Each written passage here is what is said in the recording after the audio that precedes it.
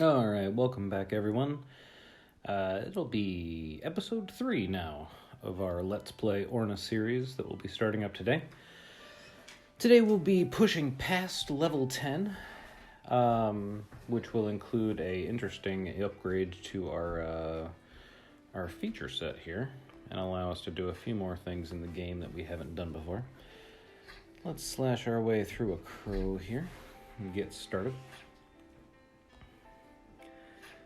One thing I do like is that the animations that have been added to the game are pretty subtle. So you'll notice that the birds flap their wings. That might be the most noticeable animation. A lot of the other ones are simply just a quick bounce to let you know that creature is still alive and ready for the stabbing. Yeah, we got a lot of spiders going on here. Do feel like my house is a little too full of spiders, so I suppose maybe the game is detecting something in my geo area. But 500 orns for the Traveler. The Traveler being a achievement that we unlock as we move around the map, simply because my GPS drifts back and forth in a few directions. We'll see that my Traveler score will go up slightly, even though I haven't really left the house to do anything in Orna yet. This is exciting. Here's a Fallen Thief. Should have some interesting gear for me here. Well, guts right out the gate. Ooh, we got a hit on that one.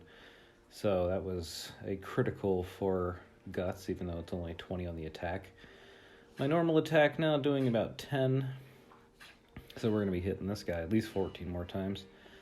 We're now blind and poisoned, so if anything seems like the time to be brave, now is it. Let's go for guts again. Nope, miss. Okay. But our dexterity is keeping us, or maybe simply our defense, keeping us from getting hit too badly in terms of damage from him, so we're just going to go ahead and pump out a few attacks. Of course, being blind and poisoned doesn't really help with the accuracy.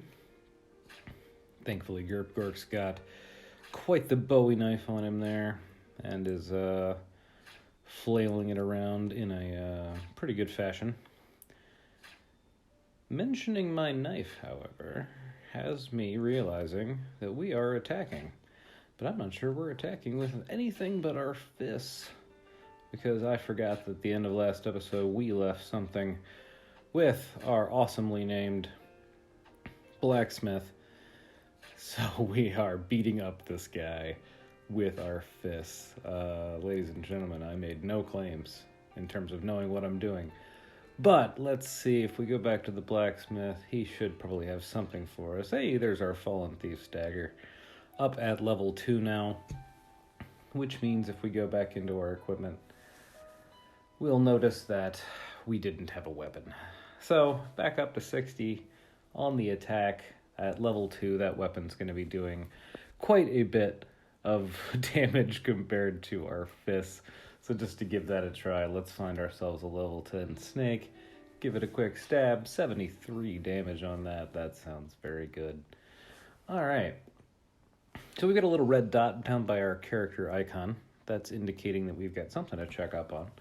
Once we go in there, I'm seeing the scroll in the upper right has something indicated. It's telling me that the dagger has finished upgrading. Oh, okay, so I should probably check my messages before I get started with the stabbing. That is good to know.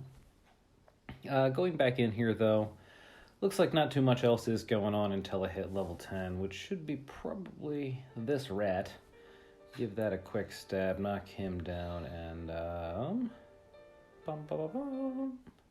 there's level 10. So, we have grown stronger, and we can now fight in the arena. The arena is Orna's PvP, and it is directly player versus player. So you will get one-on-one matches with people. Also, at level 10, we are prompted to join a faction.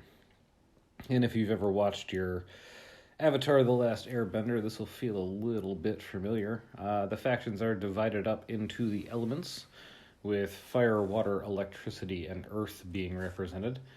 The Earth is the oldest, Stormforce being relatively new, The Frozen Guard apparently are pitted against the Draconian monsters and NPCs, of which a few of the bosses are Draconians as well. And the Knights of Inferno fight against the Demons of Baelor. So there's a little bit of the lore for you as we slowly figure out what's going on in this game. 20 more Orns for the value of experience. I assume that's the achievement that pops up when you gain more levels. But I think for this character, being a thief and a man who wants to get back to his roots, I'll go with the Earthen Legion. They're strong against Earthen. It also boosts their magic. I really just like the green color, so we're going to rock with that. And we've chosen a faction, and out of nowhere, a ton of bandits have appeared. And that's usually a sign that you have crossed a level threshold if you're seeing a whole bunch of enemies that you hadn't seen before. This bandit's level 18.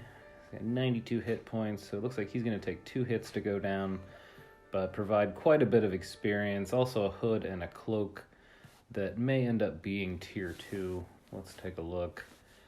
Dagger we are rocking is still the best dagger. The hood and the cloak I picked up appear to be for casters. So no better options hanging out so far.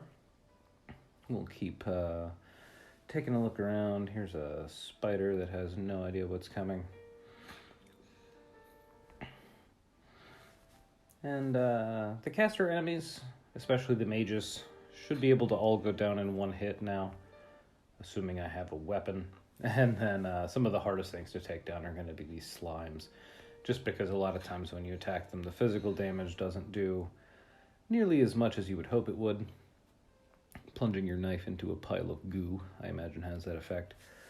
We'll take a look in our store to see what's going on. We're still waiting another 5 hours and 2 minutes for that. We'll grab a few extra torches while we're in here. We shouldn't need many of the torches, as we'll get lanterns and stuff near mid-game that should help us avoid having to use too many of those. But as we go through the hours of the day here, we will notice that around 8 p.m. it will get significantly darker, and that area of effect that you see that causes monsters to spawn will get a little bit smaller and cause our grind to slow down a little bit. Now there are several items that are going to help us with that. We'll gain them from not only bosses that we face, but also raids later in the game. But items like the occult candle will help us to attract more mobs.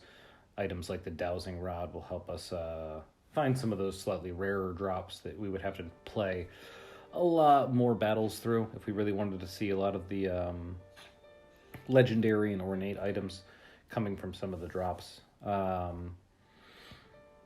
But let's see what else we've got here. Clearing most of these bandits off the screen. Not too many of these guys left in my area now. I'm hoping we get a little bit more diverse. This is going to be quite the fight. A level 26 Fallen Thief is technically still a tier 1 mob, but I do want to make sure I'm all healed up before we go into this. Let's see how quickly we can take this guy out, because he's definitely going to have some gear that I want. It'll probably just be a new pair of boots, because the chest piece that we're rocking now is pretty good. Once again, blind and poisoned. That's how you know you're fighting a rogue that's better than you. If you can't see and you're slowly dying, you're probably not winning. Down to 57 health. I'm going to go ahead and heal myself back up. The poison effect in this game, not terrible in terms of its effect. It seems to take effect when you attack, so it'll register as self-damage. There are attacks later in the game that will inherently cause self-damage, and honestly, most of the time those attacks are worth spamming simply because for most of your leveling, you'll be facing enemies that are more easy to put down in 1 or 2 strokes than you will fights like this where you're doing hit after hit after hit. So you'll go through your mana quite a bit faster than you'll end up going through something like your health. But this fight in particular, he's going to take quite a few hits because he's kind of one of those lucky spawns that shouldn't really be too common at my level. But if I can manage to take him down, which of course in Orna you always have a really good chance of taking these things down, if not the first time, then the second time, he should have some pretty good gear for me. I was looking online on the forums a little bit when I started playing this game to see how the gear progression went and what I should be saving, what I shouldn't be saving. And I think a lot of people noted that a good drop, something like the Great Djinn Staff or something for casters, off of a boss may come pretty early due to your ability to wear that boss down. But you might also find that you're keeping that tier weapon long past its tier, maybe 1 or 2 tiers longer than you think you would, simply because a lot of the drops are rare in terms of their status effects, or really just in terms of where they're placed in the damage table, a little bit overpowered. If you're like me and you are talking and playing and getting distracted, maybe looking at your messages, you may forget what's come into your inventory lately. This little news screen at the top, very helpful for that. We can see we're up to 8 arena tokens. Arena tokens are used to engage, like I said, in that PvP system. The matching algorithm does a pretty good job in terms of trying to place you next to somebody that it thinks you have a pretty fair chance at beating. However, at level 13, I'm not really sure how good that algorithm is going to be at finding somebody to match me with. I'm kind of curious if it works, though. So let's pop into the arena here. We'll see how many tokens we have. We have 8 tokens. 20,000 opponents available probably means it can find one that's pretty close to me. So let's see who it finds. Okay, so we got a warrior class. He's got 520 health. Means he's probably not too much more high level than I am. I think I have a pretty decent chance of this. Let's go ahead and see if we can get him bleeding early. 82 damage was pretty good. Let's burn a bit more mana there.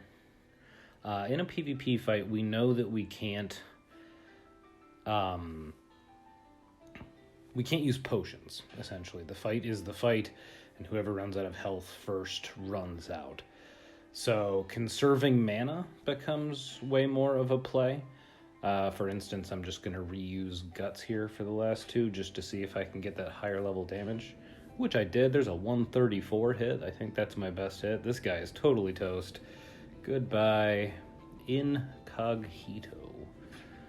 Down he goes, and here's what I got for my effort. A level 2 Great Bow, which more than likely will do quite a lot more damage than the Fallen Thief Dagger I'm using. 17 Orns, a pile of gold, and even more experience, probably going to push me up there. He was level 16, which it reveals here at the end, but simply because of a really good solid hits on Guts, which was really statistically pretty awesome, and strategic use of that bleed effect, we ended up being victorious. So we have reached level 15, and we have actually learned one of the skills that's going to be super important going forward, which is bleed itself. Continuing in and looking at bleed from the skills menu here. Let's take a look. Attack with a good chance of a critical hit may cause bleeding. This is going to be worth almost all the mana we can burn on it. And we're going to have to be thinking about how we expend our mana in units of 15 or 3, combining this with Guts. But really, this attack should carry us well through the next battles, and I'm really happy we won our first PvP battle as Gurpgorked here. So tune in next time for episode 4, where we see what we can do about finding a kingdom and a few more people to support us in our efforts to cleanse the world of monsters. All right, everybody out there, have a good one.